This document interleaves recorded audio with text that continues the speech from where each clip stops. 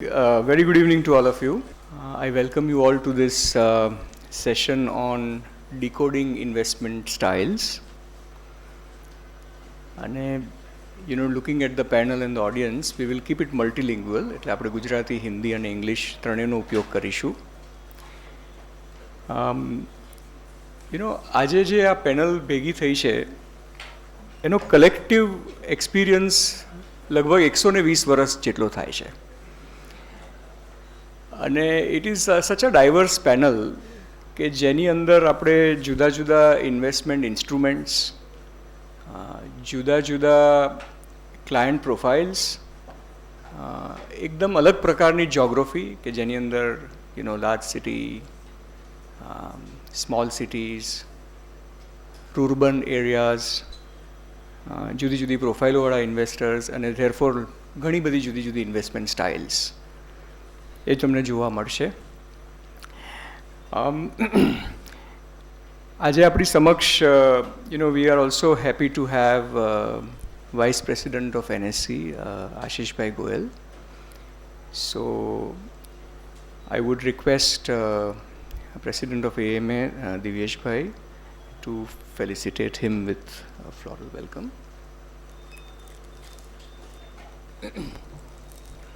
Yeah.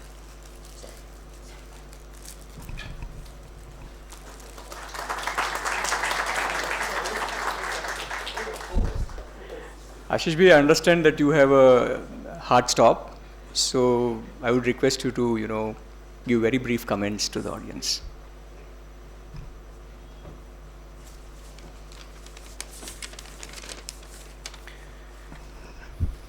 Very good evening. As promised, we are again here for a program with AMA and National Stock Exchange. Last 6 months, I think we have done multiple programs, and the amount of love and affection, the amount of knowledge sharing that has happened with all of you, I am very happy, and in fact, our management at Mumbai is also well conveyed about our initiatives. Today we have our best people in front of you. Of course, Mr. Parag Patel has consented to moderate the program. I thank Parag for that. Sanjay Kotak is a veteran, not by his age. If you look at him, he is quite young, but as far as experience goes, it's unmatchable. Tirth Shah is an expert on fixed income product. So apart from equity, if you want to diversify your portfolio, he is the right person. Mihir is again an added feature of this program. He will take you through. Ankush Chaudhary is representing the prudent, who are quite popular about mutual funds and broking both together. And Mr. Bhavik Patel, a young person, a young broker from all the way from Anand. He brings in a very different perspective as far as stock markets are concerned. In my career of more than 25 years in financial markets, I have seen multiple investment styles. The only thing that has been successful, because different people have different approach and there are multiple styles. Even if I ask, say, a few of you, you might be having your own style. So the people who follow their style quite consistently and with lot of perseverance and patience succeed. But you have to be very consistent in your thoughts, and slowly and gradually the style evolves in its true way.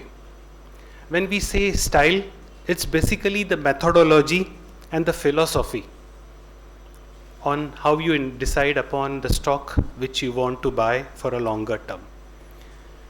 When we say of styles, the most popular one are active investing, where you yourself understand the fundamentals, the technicals, the economy, the global perspective, the sectoral perspective, and take a decision on your own.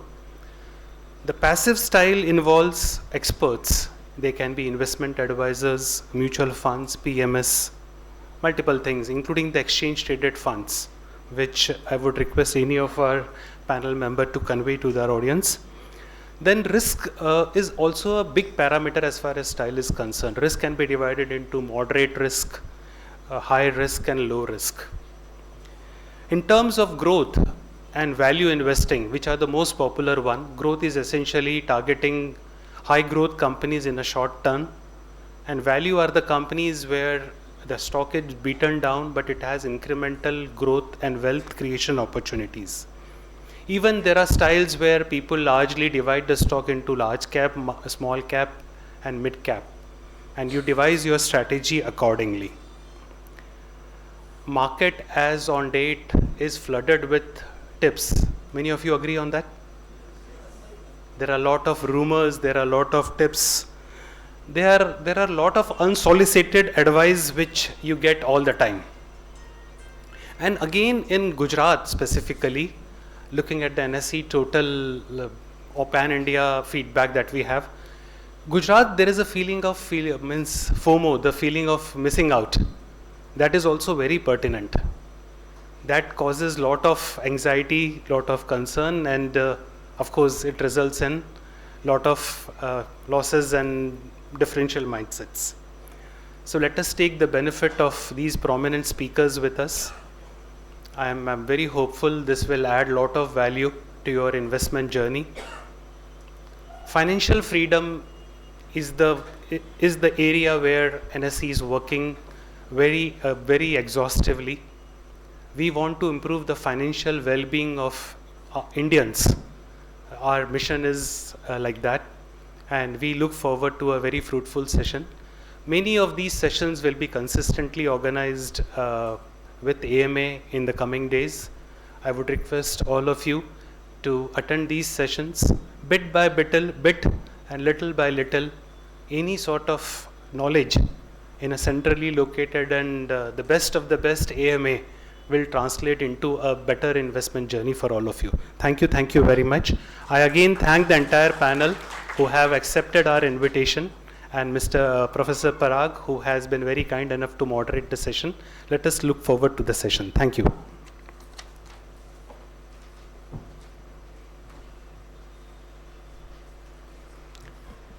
Thank you, Ashish bhai.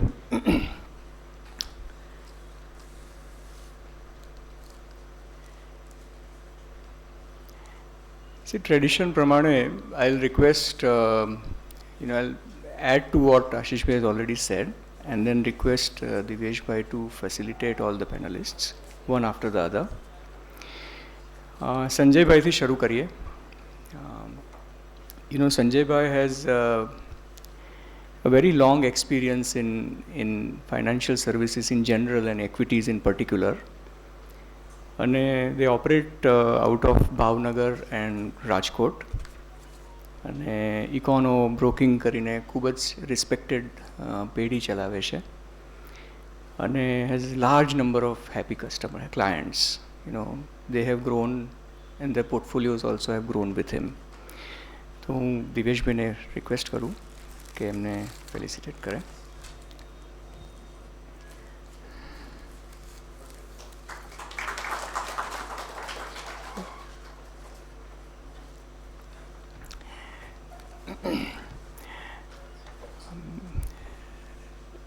There's a group called Tipson's group of companies. As a part of that, Tirth Shah is the co-founder of fixedincome.com.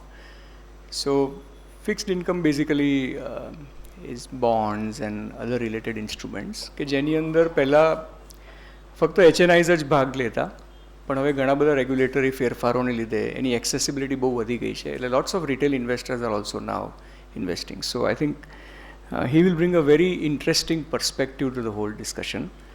એટલે દિવેશભાઈ ફરી એકવાર I request you, દિવેશભાઈ is such a humble president and very accessible to AMA, and a true cheerleader for AMA. So thank you very much.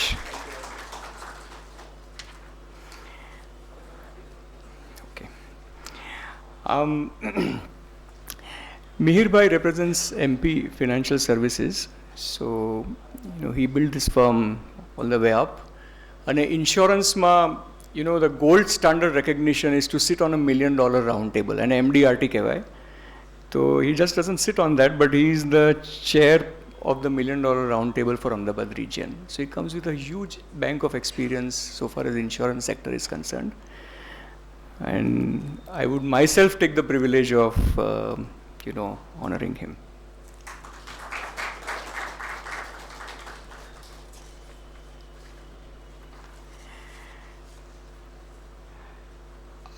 Ankush Bhai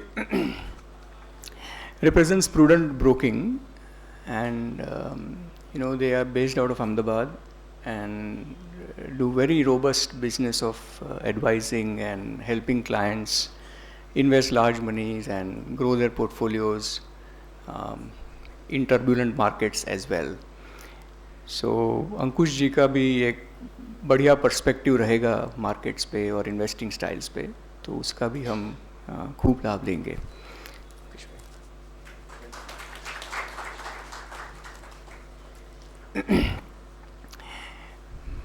Bhavik Bhai is a executive director at DP TradeLink, and he hails from Anand, and Anand is synonymous to NRIs, and NRIs are synonymous to HNIs, and HNIs equals to lot of money and wealth. So I think his perspective on NRIs and how their investing style is and how it has changed over a period of time will be really interesting thing to know. So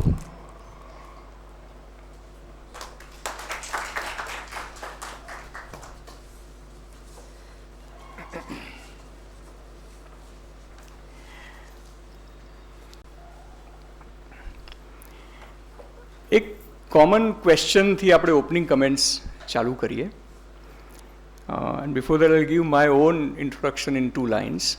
All of you are from Ahmedabad, so you might be aware of Ahmedabad University. So I am a faculty member of Ahmedabad University since inception, and I have 24 years in higher education, and I teach finance and accounting. And currently I am the senior associate dean at the School of Management and responsible for all the 9 programs and majors run by the school. And I divide my time in the ratio of 70:30 between the school and the university. So that's about it.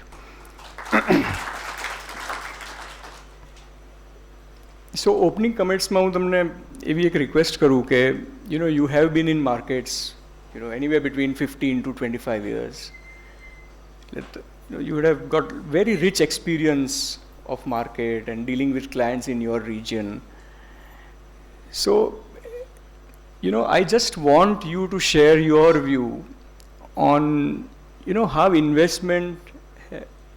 the world of investments have shaped up in the last 10-20 years. એટલે આ સદીમાં ઇન્વેસ્ટમેન્ટ્સનું આખું જે world છે એ તમારા vantage પોઈન્ટથી તમારી દ્રષ્ટિએ how has it shaped up? એટલે આપણે we can start with Sanjay Bhai, and then about 3 minutes each, we can get a rich perspective of investment from across the regions. Good evening.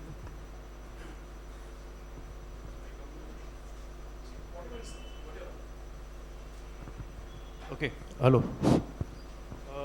Generally, આપણે એવું observe કરેલું છે કે કોઈ પણ એક નવો ઇન્વેસ્ટર માર્કેટમાં આવે તો એની એક કોમન લાઈફસ્ટાઈલ સ્ટડી થઈ છે કે કોઈ પણ એક નવો ઇન્વેસ્ટર આવશે તો સૌથી પહેલાં એ મ્યુચ્યુઅલ ફંડથી ચાલુ કરશે અથવા આઈપીઓથી ચાલુ કરશે. આ એક માર્કેટનો એન્ટ્રી પોઈન્ટ છે કે માર્કેટમાં આવ્યા પછી એ ધીમે ધીમે એના એક્સપિરિયન્સ લેશે, લર્નિંગ લેશે, સારા ખરાબ અનુભવ થશે, પછી એ ધીમે ધીમે એના સ્ટેપ બાય સ્ટેપ આગળ વધશે. તો આઈપીઓ ક્યારેક લાગે પછી એમાં એ ડિલિવરીના ડિસિઝન લેવા માંડે કે આને આપણે રાખી મૂકીએ તો કે વેચી નાખવા, તો પછી એમ કરતાં કરતાં આગળ વધે તો એ પોઝિશનલ ડિલિવરી પર લાગ્યા નથી તો છતાં બજારમાંથી લઈ લઈએ તો હજી સારું લાગે છે. તો આવી રીતે એક સ્ટેપ આઈપીઓથી ચાલુ થાય કે મ્યુચ્યુઅલ ફંડથી ચાલુ થાય, પછી એ ડિલિવરીમાં આવે, પછી પોઝિશનલ ટ્રેડિંગમાં આવે, પછી ધીમે ધીમે વધારે માર્કેટની નજીક જાય, ભાવ જોવા માંડે અને ઇન્ટ્રાડે ટ્રેડિંગ પણ ચાલુ થાય. પછી ઇન્ટ્રાડે કરતાં કરતાં ફરીવાર ક્યારેક લોંગ ટર્મ ઇન્વેસ્ટર બની જાય, માર્કેટ ફેવરમાં આવશે તો ઠીક છે, અધરવાઇઝ પાછા ઇન્વેસ્ટર તો છે જ. પછી અમુક લોકો એમાંથી ફ્યુચર અને ઓપ્શન તરફ પણ આગળ વધે છે. એમાં પર્ટિક્યુલરલી આપણે ઓબ્ઝર્વ કરેલું છે કે જે એક ટ્રેડિશનલ સ્ટાઇલથી ટ્રેડિંગ કરે છે, ખાલી સ્ક્રીન જોઈને કે કોઈના હિયર સે ઉપરથી કોઈ સ્ક્રીન જોઈને ટ્રેડિંગ કરે છે, તો નોર્મલી એમને સક્સેસ મળતી નથી. તો એક એક કરીને સ્ટેપ બાય સ્ટેપ ઉપર ચડે છે. ઉપર ચડ્યા પછી આ એક સ્વિમિંગ પુલ છે. સ્વિમિંગ પુલમાં ઉપર જઈને કૂદવાનું છે, પણ બધાને સ્વિમિંગ આવડ્યું હોતું નથી, તો બધા તરીને પાસ થઈ શકતા નથી. તો એમાંથી બહુ રેર, સેબીનો એક રિસન્ટ સ્ટડી પણ હતો કે જે કન્ટિન્યુઅસ, જે પ્રોપર ટ્રેડર છે, જે ફૂલ ટાઈમ ટ્રેડર છે, એવા ઇન્ડિયામાં હાલની તારીખે ટોટલ લગભગ 40 લાખ ટ્રેડર છે, જેઓ એફએનઓમાં પર્ટિક્યુલરલી એક્ટિવ ટ્રેડર કહેવાય. એમાંથી હાર્ડલી 4% લોકો જ 3 વર્ષ સુધી પ્રોફિટ કરે છે. 96% ક્યારે ને ક્યારે લોસ કરે જ છે. તો કહેવાનો મતલબ એ હતો કે ઇન્વેસ્ટરની એક આખી લાઈફ સાયકલમાંથી પસાર થાય જ છે. મોટાભાગના ઇન્વેસ્ટર આ રીતની એક સાયકલમાંથી જ પાસ થયા હોય છે, અને એમાંથી આગળ એફએનઓ લેવલ ઉપર હાર્ડલી 5 થી 10% લોકો જ સર્વાઈવ થઈ શકતા હોય છે. Right, thank you.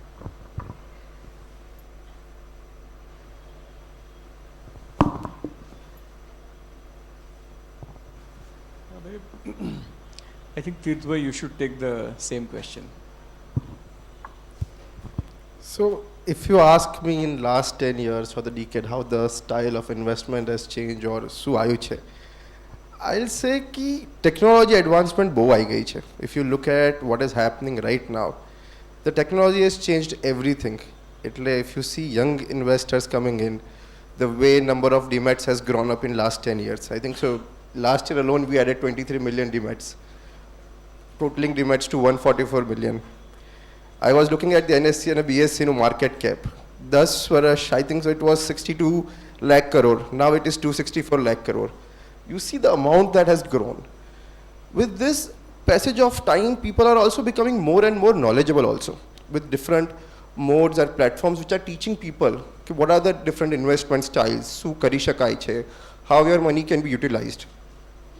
So you've seen different products coming up. The traditional products like FD, equities, mutual funds are still in a very good demand, but people are exploring other products as well. Like I talk about bonds. So fixed income also we are seeing every day new investors or new set of investors coming in. We were looking at ETF or AIF, the number of growth that has seen, it is phenomenal. So I guess last 10 years has changed the whole history of Indian investment till now. We also call BSE as one of the oldest investment house. But you see, આટલા વર્ષોમાં જે ના થઈ શક્યું last 10 yearsમાં થઈ ગયું. So I guess it was a phenomenal, but technology has played a huge role in bringing new investors and putting them at different products in front of them, asking them to choose which they want according to their needs.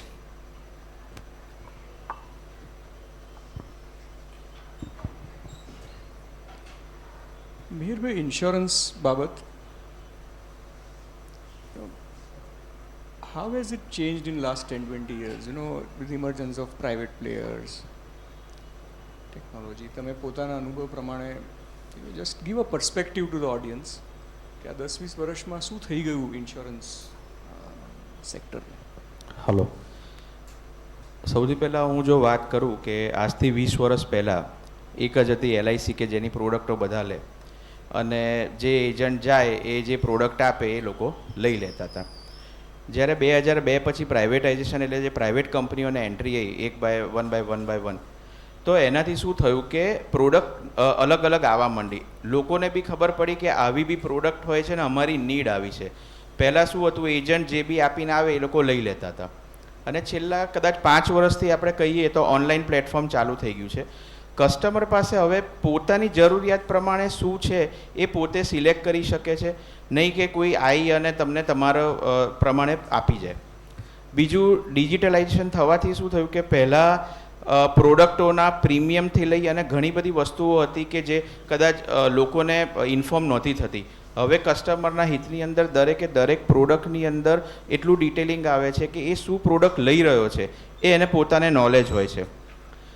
અને જેમ ધીરજભાઈએ કીધું કે દરેક asset ક્લાસની અંદર હવે growth થતો જાય છે, એમ ઇન્સ્યોરન્સ હોય, મ્યુચ્યુઅલ ફંડ હોય કે બોન્ડ માર્કેટ હોય. પણ આપણો જે પ્રોબ્લેમ છે એ છે કે આપણી પાસે હજી બી પૂરતું નોલેજ નથી. આજે આપણા ગ્રુપની અંદર કોકે એસઆઈપી કરી એટલે આપણે એસઆઈપી સ્ટાર્ટ કરી દઈએ, કોઈએ ટર્મ ઇન્સ્યોરન્સ લીધો તો ટર્મ ઇન્સ્યોરન્સ લઈ લઈએ, યુનિટ લિંક લીધું તો આપણે યુનિટ લિંક લઈ લઈએ. પણ બેઝિકલી એની આપણને જરૂરિયાત છે કે નથી, અથવા આપણા ફ્યુચર ગોલ માટે એ વસ્તુ બરાબર છે કે નહીં આપણને ખબર નથી હોતી. જેના કારણે ઇક્વિટી હોય કે ઇન્સ્યોરન્સ હોય 3-4 વર્ષ પછી ક્યાંક ને ક્યાંક છે ને એમાં બ્રેક આવી જાય છે. અધરવાઇઝ કોઈક સરેન્ડર કરાવી દે છે, કોઈ રિડમ્શન કરી દે છે.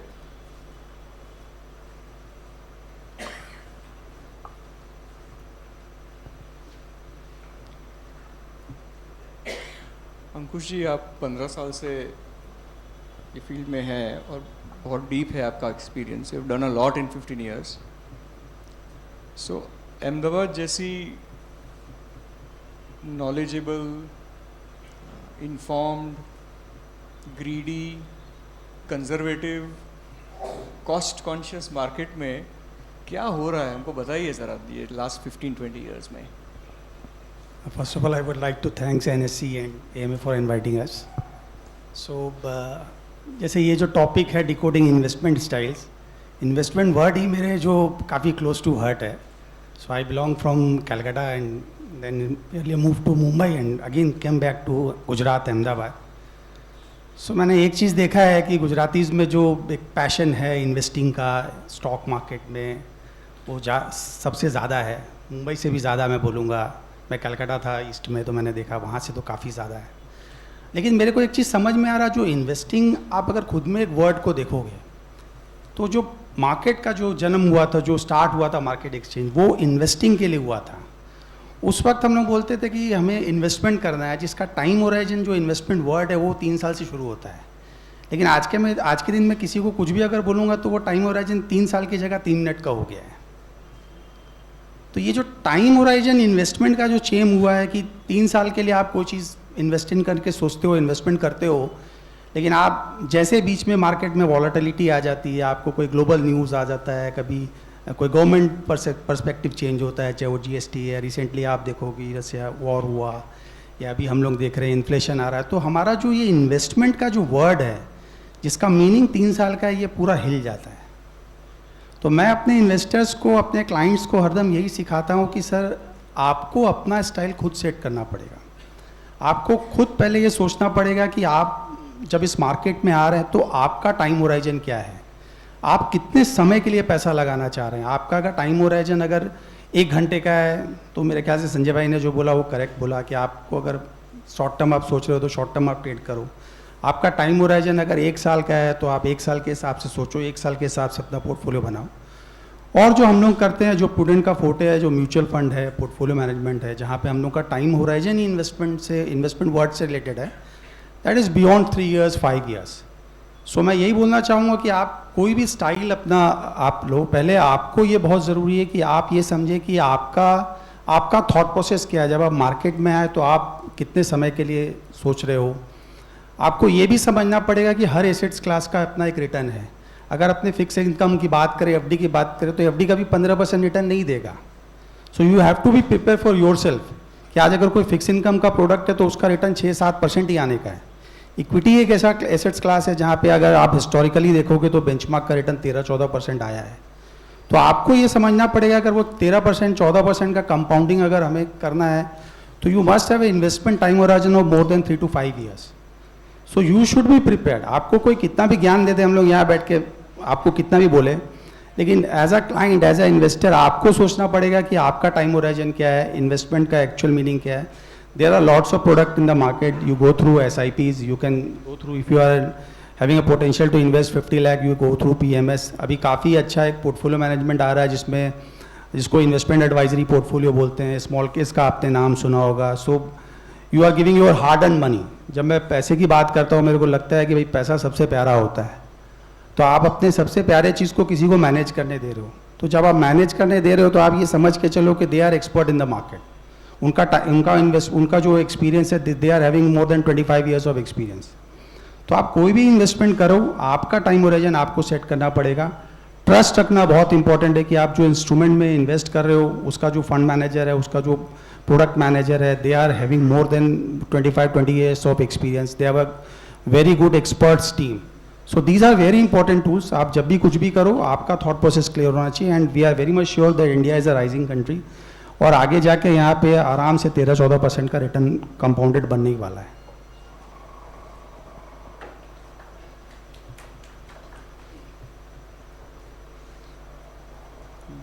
ભાવિકભાઈ,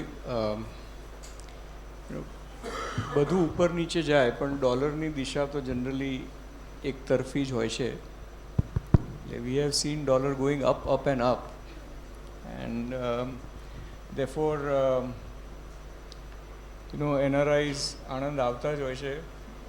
જ્યારે બી when I take a flight back into India from any part of the world, at least 10% લોકો તો લગભગ આણંદ તરફના હોય છે. એટલે more than 10% at least, I mean from any part of the world, Africa હોય કે UK હોય કે US હોય, ઓસ્ટ્રેલિયા હોય, US થી વધારે પણ બીજે બધે પણ at least 10% તો I have always seen. So tell us what has been happening in your business at DP Trade King and in Anand in the last 10-15 years. Good evening to all. Obviously NRI investments જે રીતનું પહેલાં થઈ રહ્યું હતું એના કરતાં ઘણા બધા ચેન્જીસ આવ્યા છે. બટ બિફોર દેટ શું ચેન્જીસ આવ્યા છે માર્કેટમાં એઝ એ ઇન્વેસ્ટર કમ્યુનિટી, એ હું 2-3 વસ્તુ તમને કહીશ.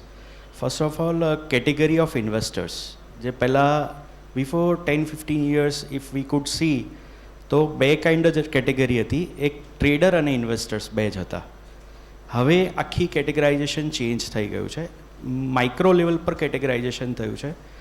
એમાં ઓપ્શન ટ્રેડર્સ પણ છે, શોર્ટ ટર્મ ટ્રેડર્સ છે, લોંગ ટર્મ ટ્રેડર્સ છે, PMS ઇન્વેસ્ટર્સ છે, મ્યુચ્યુઅલ ફંડ ઇન્વેસ્ટર્સ છે, જે 15 years બેક નહોતું.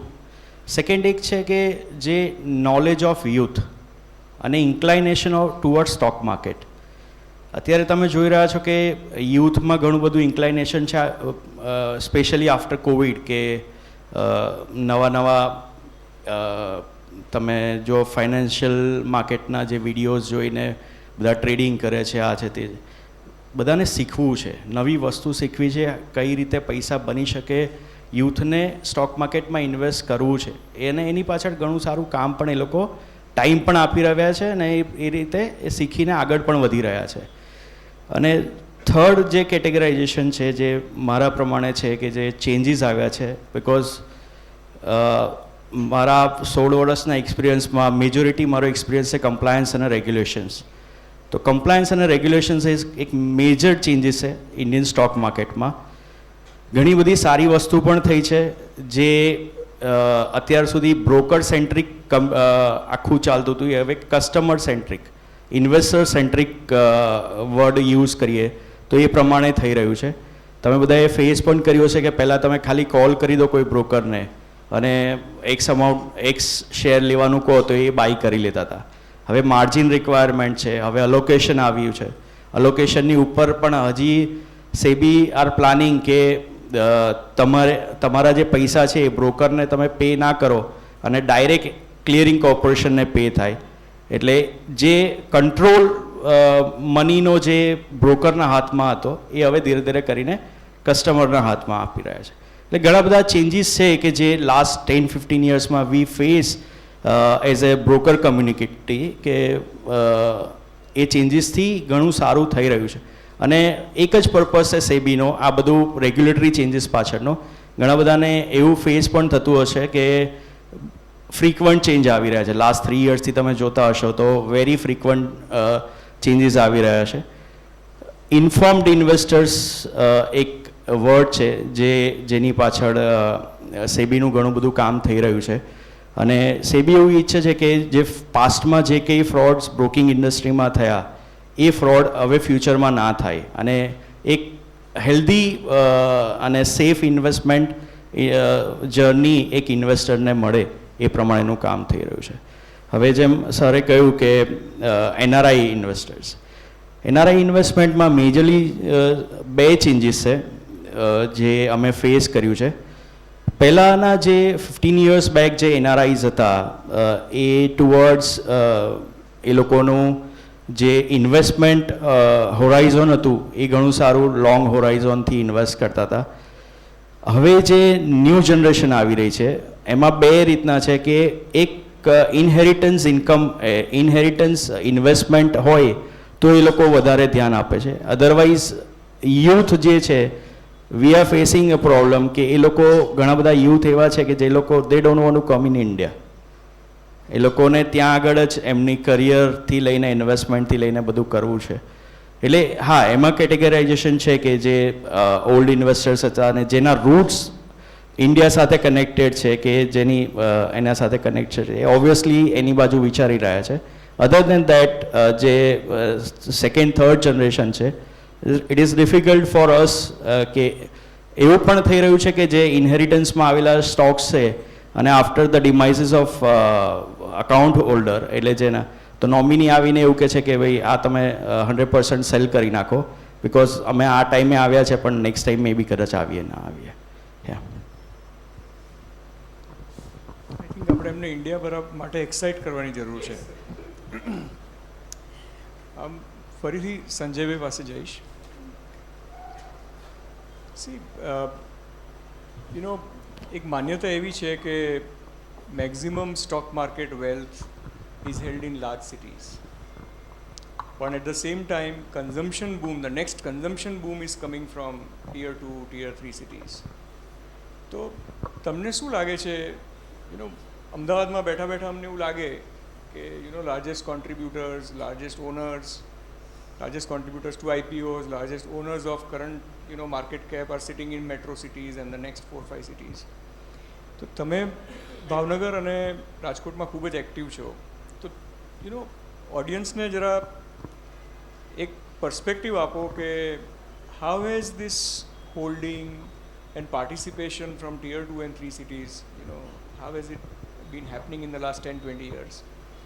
અને ખાસ કરીને હવે ઇન્વેસ્ટમેન્ટનો તો પર્સપેક્ટિવ આવે પણ ઇન્વેસ્ટમેન્ટ સ્ટાઇલમાં શું ફેરફારો થયા, એક બે કી ફેરફાર જો 2-3 મિનિટમાં તમે એની પર પ્રકાશ પાડી શકો તો.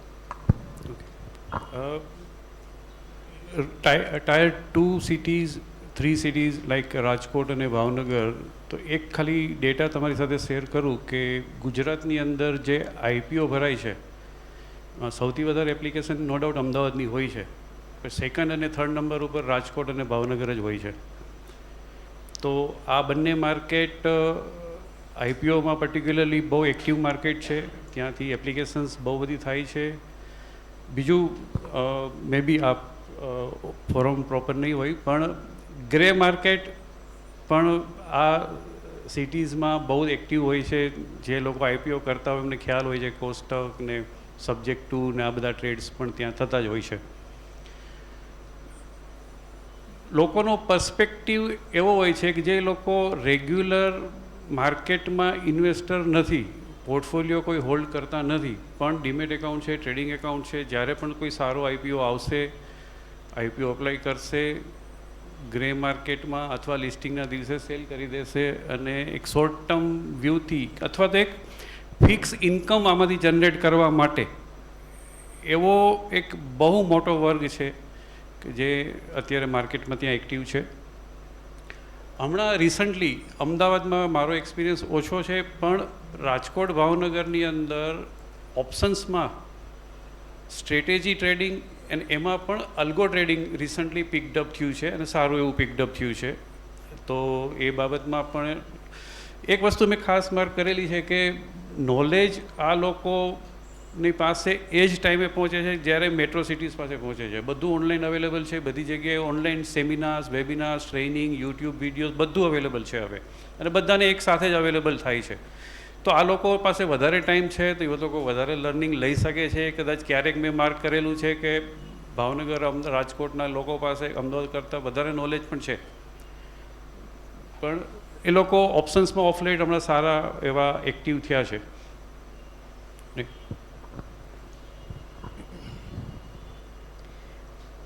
તીર્થભાઈ, આપણે જનરલી લાર્જ નંબર ઓફ ઇન્વેસ્ટર્સને જુઓ તો જ્યારે કેપિટલ ગેઇન્સ ટેક્સ બચાવવાની વાત હોય તો બોન્ડ્સ લેવા નીકળીએ, પણ હજી પણ એફડીનો ક્રેઝ પહેલાં જેવો જ છે કે પછી આ ગગડતા ઇન્ટરેસ્ટ રેટ્સમાં હમણાં છેલ્લા 1-2 વર્ષને બાદ કરતાં ઇન્ટરેસ્ટ રેટ્સ ઘટતા જાય છે? તો આ આખી જે ટ્રેન્ડ છે કે હમણાં 1-2 વર્ષથી ઇન્ફ્લેશનરી એન્વાયરમેન્ટ છે, પણ if you look at 10 years after the global financial crisis, તો what did that do to the behavior of investors? Did it change investment styles? કે જે એફડી તરફ જોતા હતા હવે એને બદલે 1-2%, 1.25%, 1.5% વધારે મળે, તો R they warming up to other fixed income instruments and how? સાચું કીધું સર. આમાં ઇનિશિયલી વેન યુ સેડ એ વાત સાચી હતી કે પીપલ વર ટ્રેડિશનલી એફડીઝમાં હતા, બટ રિસન્ટલી એવું જોવા મળે છે કે people have started looking towards bonds as an alternate source, કે બિકોઝ દેર ઇઝ તમારું રિટર્ન ફિક્સ હોય છે, એક તમને સ્ટેબલ ઇન્કમ ચાલુ થઈ જાય છે. With more and more people understanding about this, so people have sad that now it is good to have a balance portfolio. એટલે ઇટ ઇઝ, તમે હિસ્ટોરિકલી જુઓ તો since 2008, if your portfolio is balanced by let's say 60-40 of 60 equity and 40 of debt products, it has never gone into red. So people have started understanding that anything single into portfolio will never make sense. With this, FD were there, but government securities ની વાત કરીએ. So now government securities, if it's giving same return as FDs, people are thinking કે યાર ભારતની સરકાર પર એટલો વિશ્વાસ તો છે કે હું નાખી દઉં જ પૈસા, because that is the most secure instrument you can have. બીજા બહુ બધા ઇન્સ્ટ્રુમેન્ટ્સ આવવા લાગ્યા છે. If I talk about recently, lot of state government guaranteed bonds have come, where state government is saying કે અમારી પોતાની ગેરંટી છે, કોઈ કંપનીના બોન્ડ છે, but state government is saying we are giving the guarantee. Now that is giving a return of around 9-9.5%. So there lot of corporates as well as individual investors have turned their eye towards it. Okay, no, this is good.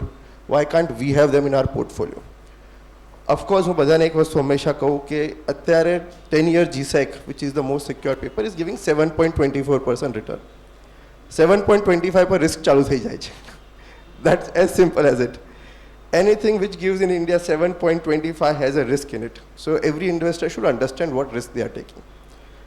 હવે risk reward સામે જોઈએ તો people understand કે સાહેબ આટલું risk સામે આટલો reward મળે છે, we are more than happy to go for it. So yes, it has gone it. બીજું, SEBI અને government in 2019 budget said that they want vibrant bond market, because India as other compared economies is one of the lowest in terms of debt versus GDP ratio. Our total market cap and debt is 1.8 trillion. US no 50 trillion che. So you look at that difference is huge. China is 30 trillion. So government also wants more people to come into this participation. So SEBI has decided कि जे face value पहला bonds में 10 lakh थी, a mandatory 1 lakh कर दी थी. So that more retail participation can now happen there. Government is forcing companies also not to rely on banks to raise money, but to go out to public markets to raise money. So all this ecosystem have made it very good environment for people to come and invest into debt securities. અને ડેટમાં હું એક જ વસ્તુ બધાને કહું, એક દિવસમાં નહીં વધે પણ એક દિવસ તો વધશે જ. So it is as simple. It's a slow steady thing, but it's going to be there for a longer period of time.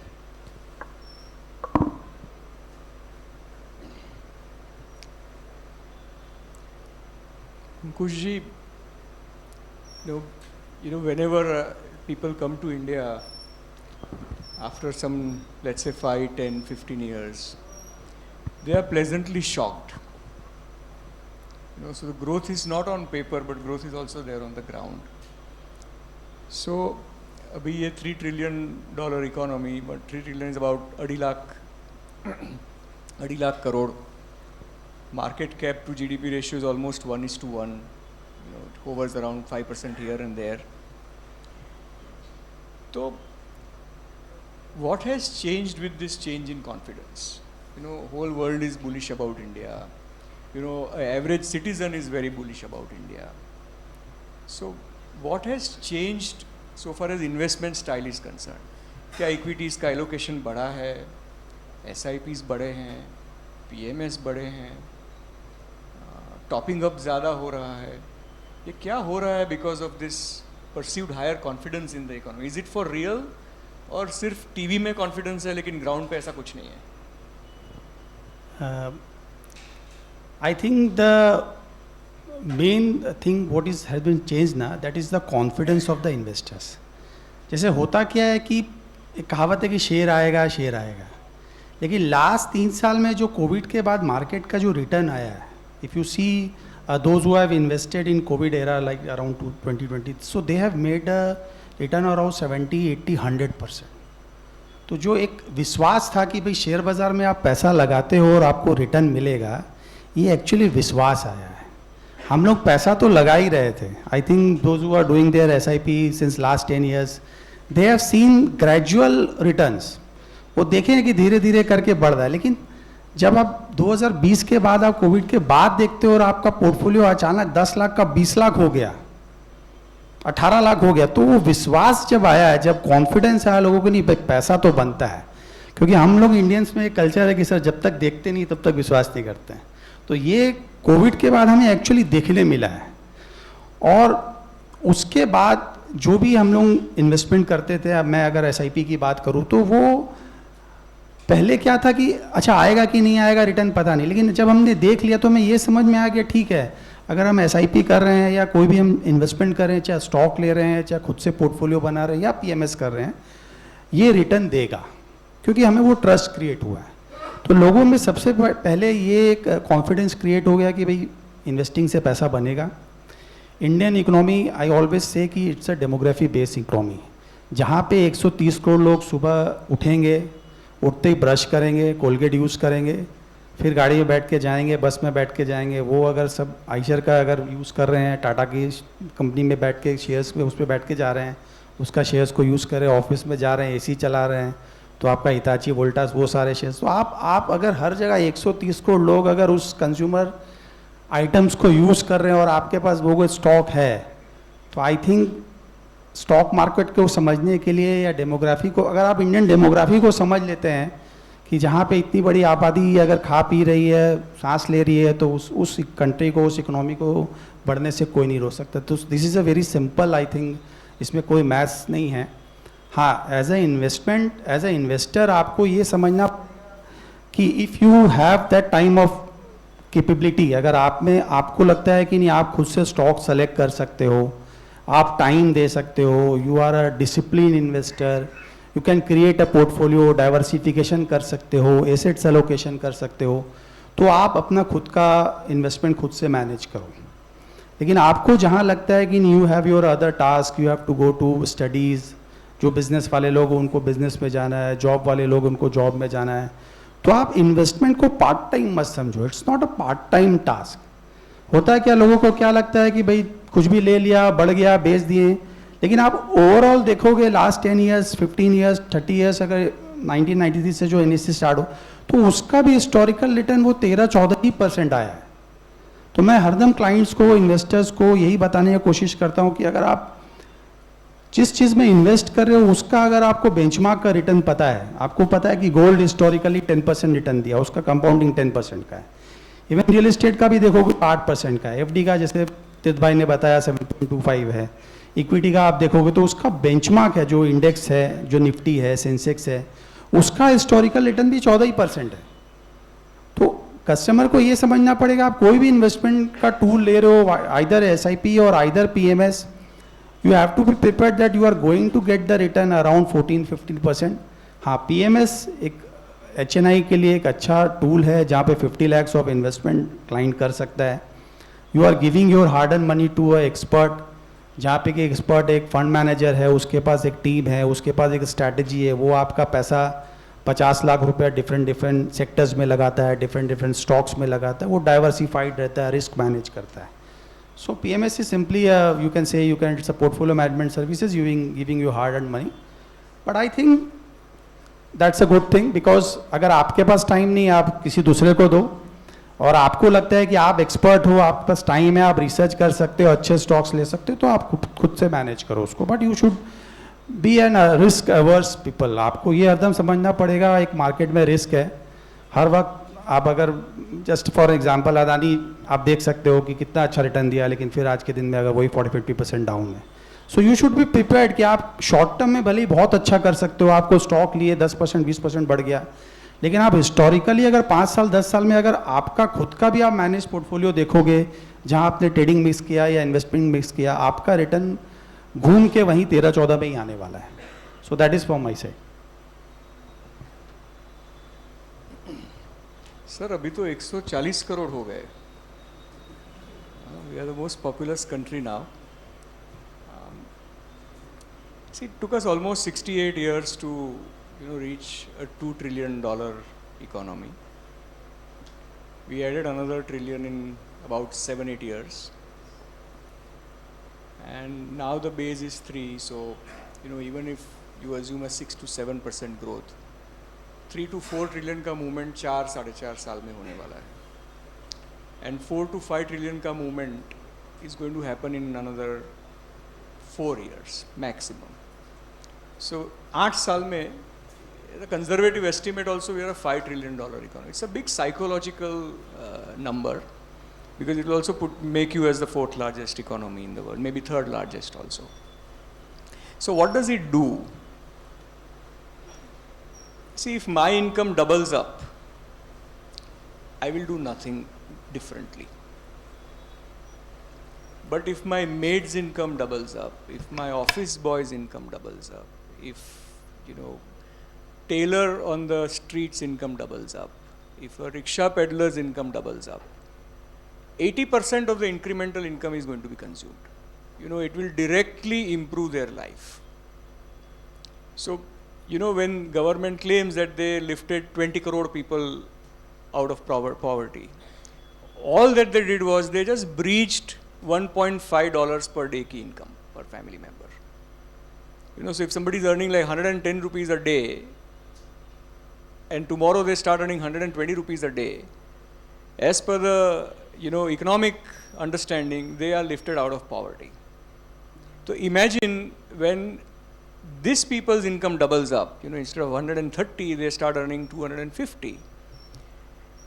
जो भी इंक्रीमेंटल 100 रुपया 120 रुपया मिल रहा है, उसमें से 80% is going to be consumed. So we are sitting on a positive consumption bomb. अभी ये तो मैथ तो है नहीं, उन्होंने बताया ऐसे. It's very simple. It's arithmetic. इसमें it's unstoppable. Nobody, कुछ कैटेस्ट्रॉफिक हो जाएगा तो ही ये नंबर्स गलत होने वाले हैं. My take on this is, if you are advised well, I'm not betting for them, I'm sharing my own thing. In my own life, I'm very busy. So investing style can be very casual at times, but it is very costly. Because if you don't sit in the right stock at the right time, or right instrument at the right time, in the right proportion, तो बहुत suboptimal returns आएंगे. Suboptimal वाला, if your friend or if your family members make 14%, and because of your investing style, you do it on your own, you don't have time, but you still stick to the old style, you may get 11%. So 3% looks very small. But few million rupees, 15-20 years, 3% is huge money. It will be much more than what you actually spend for your household expenses. So sometimes investment style, a wrong one, can prove to be extremely costly. So I think, from each and every member on the panel, we are here to really look at our investment style with open mind. And, this is a great opportunity. आप लोग शाम को time निकाल के आए हैं. So, at the end of this panel discussion, you should have a very hard look at your own investment style and kind of retune, reboot, refresh it for the next 10 years. And, if at least 10% of you benefit from this, I think AM has done a wonderful job. Now going to Mihir Bhai.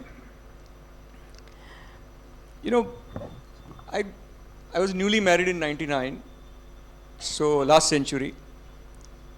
So किसी ने बोला जीवन श्री ले लो. So I entered into जीवन Shri and did a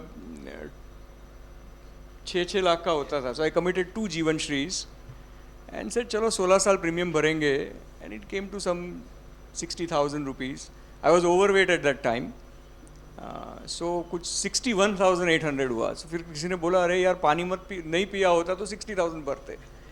अभी but you know academics में तो honesty is supreme. So even if somebody would have told me, I wouldn't have done that. And then 1,800 for 16 years is a lot of money. It was like much more than what I used to spend on petrol for 2 years. But that's fine. Because I entered at 10.5% return, you know, that money, that mere 60,000, 61,800 paid for 16 years, I'm going to get 53 lakhs when on my 51st birthday.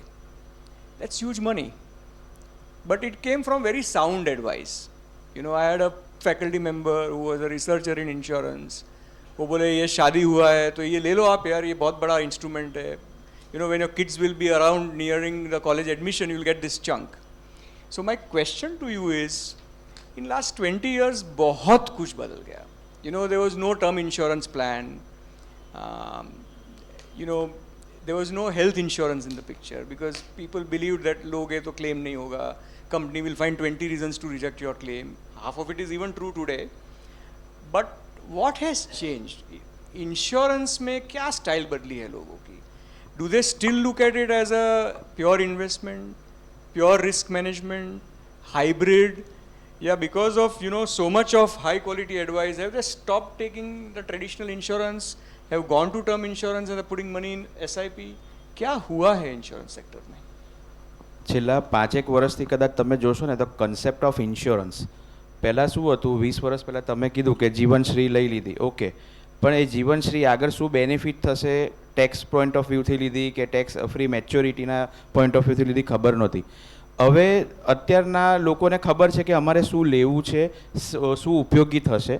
કંપનીઓ જેમ તમે કીધું એમ term insurance પહેલાં નહોતું, પહેલાં critical care નહોતું, riders નહોતા, પહેલાં ઓલ્ડ એક જ હતું endowment, hall life, money back policy. હવે યુનિટ લિંક છે. સો ઇન્વેસ્ટર કે જેને બીજું કોઈ નોલેજ નથી, નોર્મલ ઇન્વેસ્ટર છે કે જેને નથી સ્ટોક માર્કેટનું નોલેજ કે નથી મ્યુચ્યુઅલ ફંડનું, I am talking about 5 years back, તો એ લોકોએ એમની જરૂરિયાત પ્રમાણે ટર્મ ઇન્સ્યોરન્સ લીધો છે. Because now they are very clear કે અમારે અમારો ઇન્સ્યોરન્સ લેવો છે. પહેલાં ઇન્સ્યોરન્સ અને સેવિંગ્સ બંને એ લોકો ક્લબ કરીને લેતા હતા, એજન્ટ બી એ રીતે જ આપતા હતા. સો નાઉ દે આર વેરી ક્લિયર. તો ટર્મ ઇન્સ્યોરન્સ લે છે જેને ઇક્વિટીનું નોલેજ નથી અને એ લોકોને છે 9-10% કે 8% રિટર્ન જોઈએ છે પણ બીજી કોઈ મગજમારી નથી જોતી, they are investing in unit link. હવે છેલ્લા 2-3 વર્ષની અંદર દરેક કંપનીઓએ અલગ અલગ રાઇડર્સ એડ કર્યા છે. ક્રિટિકલ કેરમાં છે, ટર્મ ઇન્સ્યોરન્સમાં તમે રાઇડર લઈ શકો. સો દરેકને ખબર છે કે મને ધારો કે મારી લાઈફ સ્પેન દરમિયાન કંઈક બી થાય છે, કોઈ એવી ક્રિટિકલ કેર, તો મને આમાંથી કંઈક પૈસા મળશે. સો નાવ દરેક લોકો એ અવેર થતા ગયા છે અને કંપનીઓ હવે કસ્ટમર સેન્ટ્રિક પ્રોડક્ટ જ લાવે છે. પહેલાં એવું હતું કે જે 3-4 પ્રોડક્ટ જ ચાલતી હતી. તમે લાસ્ટ યરનો જો ડેટા જુઓ તો આપણું overall insurance market grew by around about 17% અને હજી એનો જે સ્કોપ છે એ 24-25% છે. અને ઓવરઓલ ઇન્ડિયન માર્કેટમાં ઇન્સ્યોરન્સનું પેનિટ્રેશન ઇઝ લેસ દેન 4-4.5%. બીજું પોસ્ટ કોવિડ પછી આપણે જોયું કે હેલ્થ ઇન્સ્યોરન્સ માટે જે 3 વર્ષ પહેલાં કે 4 વર્ષ પહેલાં લોકોને એવું હતું કે ના હેલ્થ ઇન્સ્યોરન્સ નથી અથવા તો મારો 5 લાખનું ઇન્સ્યોરન્સ ચાલશે. હવે એ બધું જ ચેન્જ થઈ ગયું છે. એવરીવન ઇઝ ટોકિંગ અબાઉટ કે મારે ઇન્સ્યોરન્સ જોઈએ છે, એડિક્વેટ ઇન્સ્યોરન્સ જોઈએ છે, with all riders, with no capping. So particular in health insurance અને term insurance people have become aware કે અમારે શું જોઈએ છે. અને હવે એ લોકો મિક્સ નથી કરતા. એમને ખબર છે કે મારે 20 વર્ષ પછી આટલા પૈસા જોઈએ છે, તો દે વિલ ચૂઝ કે આટલી અમાઉન્ટનો અમારે ટર્મ ઇન્સ્યોરન્સ જોઈએ છે, આટલી અમાઉન્ટ અમારે એસઆઈપીમાં કરવી છે, કે અમારી પાસે લમસમ છે તો સિંગલ પ્રીમિયમમાં નહીં અમે કોઈ પ્રાઇમરી માર્કેટના બોન્ડમાં જઈએ કે કેવી રીતે છે. So now gradually overall everyone is becoming aware કે શું કરવું જોઈએ.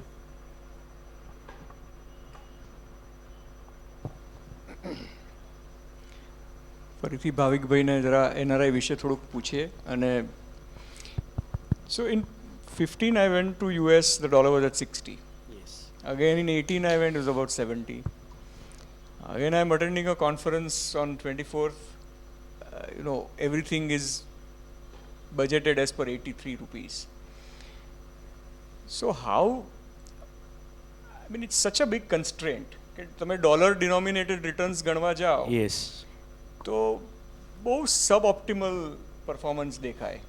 એટલે do the NRI, are the NRIs sensitive about it? કે they are quite emotional and say આપણે થોડોક ઇન્ડિયામાં you should have a piece of India and therefore you keep investing. So how do you deal with this kind of situation where dollar is continuously appreciating over last 5-10 years?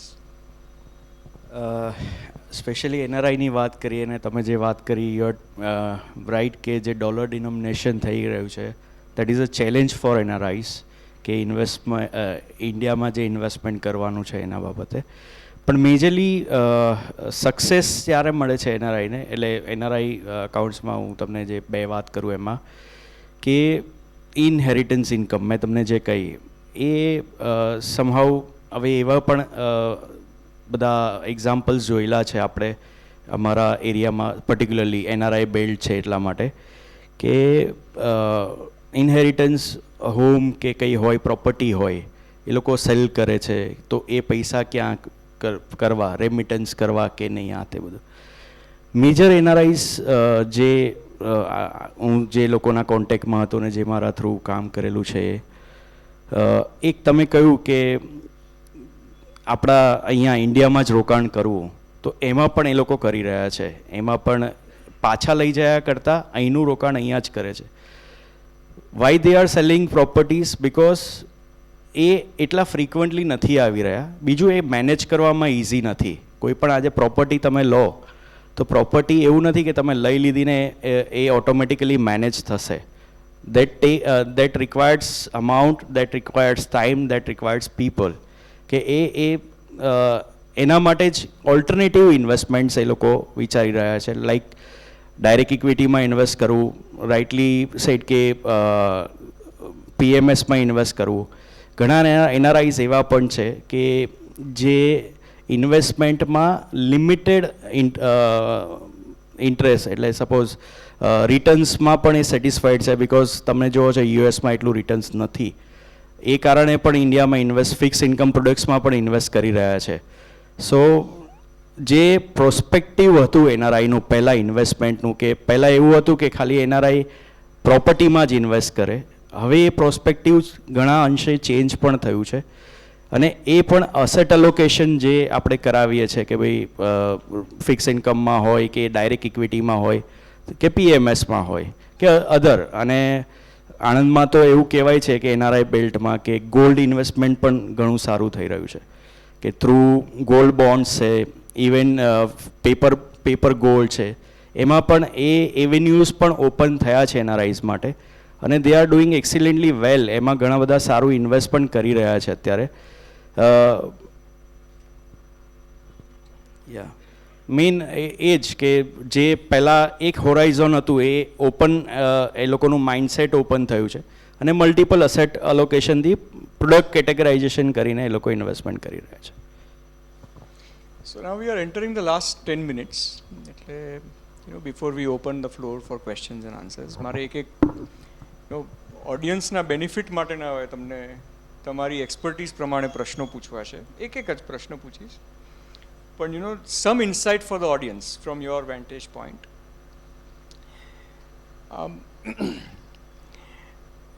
સંજયભાઈ, મોટામાં મોટો question એલોકેશનનો હોય છે કે તમે ઇક્વિટીઝના વધારેમાં વધારે exposure તમારું અને તમારા ક્લાયન્ટ્સનું ઇક્વિટીઝમાં છે. કેટલું એલોકેશન એપ્રોપ્રિએટ કહેવાય? It's a very hard question, પણ ઓડિયન્સમાં હું જોઉં છું મીન મેક્સ તો અર્લી 20s થી માંડીને 70s સુધીનું ઓડિયન્સ છે. એટલે આપણે એને 3 ભાગમાં વહેંચી દઈએ, યંગ, મિડલ એજેડ અને સિનિયર્સ. તો what would be the best allocation and what should be the expected return? એક થંબ રૂલ એવું કહે છે કે તમારી જે એજ છે 100 minus that age, that is your equity exposure should be. તો person at 40 year of age, તો એના માટે 60% equity allocation is ideal. પણ એટલું કહેવા માગીશ કે અત્યારે ઇન્ડિયાની ગ્રોથ સ્ટોરીમાં આપણે એવા તબક્કે ઊભા છીએ કે જ્યાંથી આગળનો દશકો ઇન્ડિયા માટે બહુ એક ગોલ્ડન પીરિયડ થવા જઈ રહ્યો છે. તો આનો બેનિફિટ અગર આપણે લેવો હશે તો મેક્ઝિમમ એલોકેશન આપણું ઇક્વિટી તરફ રાખવું પડશે.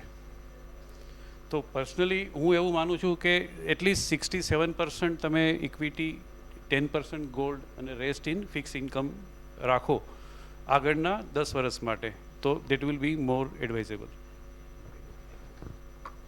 Thank you for a very crisp answer. એટલે હું આને થોડુંક સિમ્પ્લિફાય કરી દઉં. એજ માઇનસ 100 માઇનસ એજ કીધું અને પછી ગોલ્ડન ડિકેડની વાત ચાલે છે કે ગોલ્ડન દાયકો કે દસકો, તો એને આપણે ફોર્મ્યુલામાં કન્વર્ટ કરી દઈએ for all of us. So it should be actually 100 minus age plus દાસકાના 10.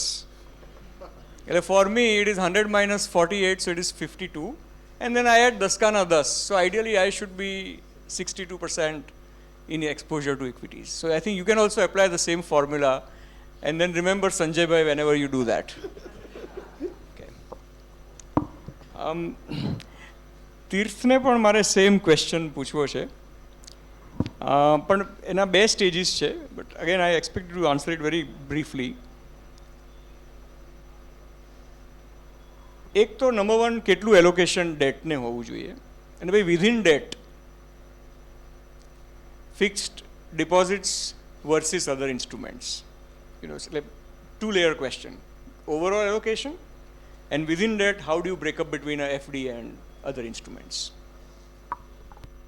I guess સંજય ભાઈએ કીધું કે તમે આ ફોર્મ્યુલા યુઝ કરી શકો છો, but I guess everybody has a different formula to use for different needs.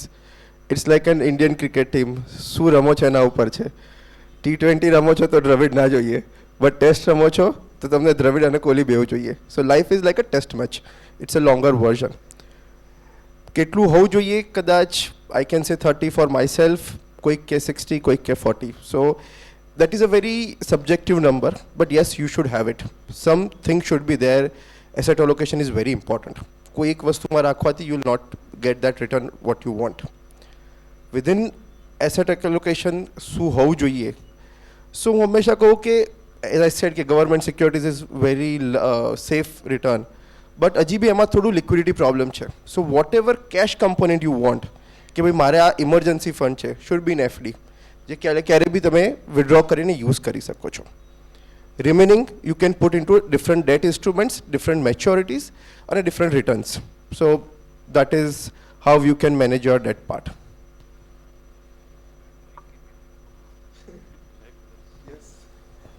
Thank you તીર્થભાઈ. अंकुश भाई, उनका एक्सपर्टीज PMS में है. Within equities, they are considered as one of the best PMS advisors, portfolio management services. So everybody grows in investment. So जैसे as बढ़ती है, income बढ़ता है, सेविंग्स बढ़ते हैं. So what is the switching point? What is the time when an investor should warm up to a PMS? It's a very hard question. A person like me, कि PMS में जाऊँ ना जाऊँ, अच्छा जाऊँ तो कितना एक्सपोजर होना चाहिए PMS में, ये सबके लिए सवाल है. तो can you share your wisdom and give insights to the audience on what is the right time to warm up to a PMS?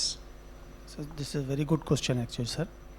Before that I would just like to add कि जैसे sir ने पहले पूछा कि आपका equity allocation और date का कितना एक्सपोजर होना चाहिए, उसको मैं थोड़ा सा डिवाइड करता हूँ. जो इक्विटी का पोर्शन है ना, उसमें भी आपको डिवाइड करना पड़ेगा.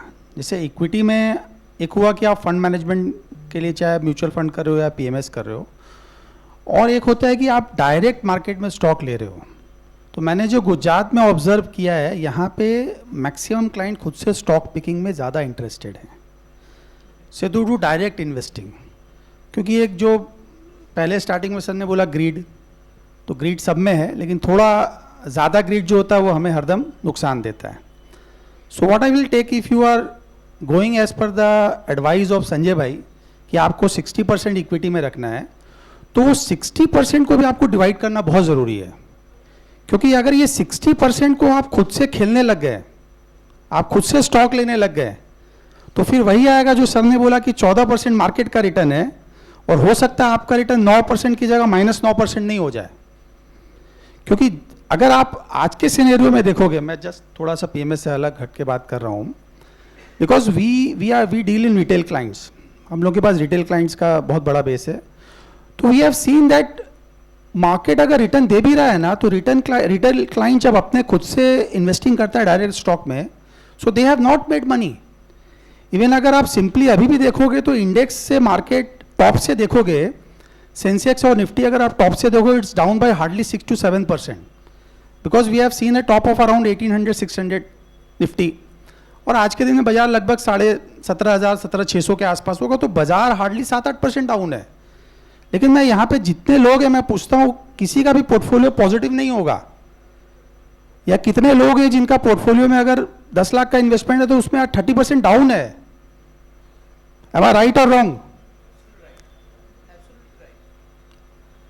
So this happens to everyone कि आप जब डायरेक्ट इक्विटी में अपना एक्सपोजर रख रहे हो, आप जब अपना एसेट्स एलोकेशन कर रहे हो, आप अपना 100 रुपीज़ को अगर डिवाइड कर रहे हो कि नहीं, कोई मेरे को 40 रुपीज़ में गोल्ड लेना है, बॉन्ड लेना है, फिक्स इनकम लेना है, रियल एस्टेट में ले रहा है, लेकिन वो जो 60 रुपीज़ है आपका, जो 60% एलोकेशन है, उसमें आप डायरेक्टली मार्केट में कितना पैसा लगाओगे वाया एक्सपर्ट्स, चाहे म्यूचुअल फंड, चाहे बीएमएस, चाहे एडवाइजरी पोर्टफोलियोज, वो अलोकेशन सबसे ज़्यादा इंपॉर्टेंट है.